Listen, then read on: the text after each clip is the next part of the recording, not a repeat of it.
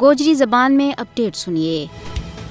مقبوضہ جموں کشمیر اور منی پور مودی کا ہندو بالادستی کا نظریہ کو شکار ہیں۔ مودی کی قیادت میں بھارت ہندو بالادستی کا ایجنڈا کے تحت منظم طریقہ سے آگے بڑھ رہی ہے۔ مودی کی ہندو بالادستی کو نظریہ مقبوضہ جموں کشمیر اور منی پور کے بیچ باندھا طور کے اوپر نظر آ رہی ہے۔ مقبوضہ جموں کشمیر میں مسلمان اور منی پور کے بیچ عیسائی قبائلی کمیونٹی ہندو بالادستی کی ذہنیت کو شکار ہے۔ مودی کا اقتدار میں آنے کے بعد مقبوضہ جموں کشمیر اور بھارت کے بیچ مذہبی اقلیتوں کے اوپر ہندو پسند قوتوں کا حملہ کے بیچ کئی گنا بادہ ہوا ہے۔ دنیا اس وقت مقبوضہ جموں کشمیر اور منی پور میں ہندو بالادستی کا ظالمانہ چہرانہ باندھا طور کے اوپر دیکھ رہی ہے۔ ایک پاس بھارتی فوجی مقبوضہ جموں کشمیر کے بیچ کشمیریوں کی نسل کشی، انہوں کی املاک نہ تباہ اور انہوں جیلوں کے اندر بند کر رہی ہے، تو دوسرے پاس شورش زدہ ریاست منی پور کے بیچ عیسائی بھارتی فوج کا نشانہ کے اوپر ہے۔ منی پور میں عیسائیوں کا گرجا گھراں اور املاک کے اوپر حملہ RSS کا ہندوتوا نظریہ کے عین مطابق ہو رہا ہے۔ منی پور میں تقریباً ایک مہینہ دے قتل و غارت گری کو سلسلہ جاری ہے۔ اس بچکار سینکڑا مکانات اور دوئی عمارتوں نہ آگ لاگے ساگا کا ٹھیر میں تبدیل کر دیتا ہے اور ہزاراں لوگوں نے ریاست کے نقل مکانی کرنے کے اوپر مجبور کر دیتا ہے۔ شورش زدہ ریاست میں حالات بدتر ہوتا جا رہی ہیں۔ مقامی آبادی بھارتی فوج دے سخت تنگ آ چکی ہے۔ بھارتی فوجی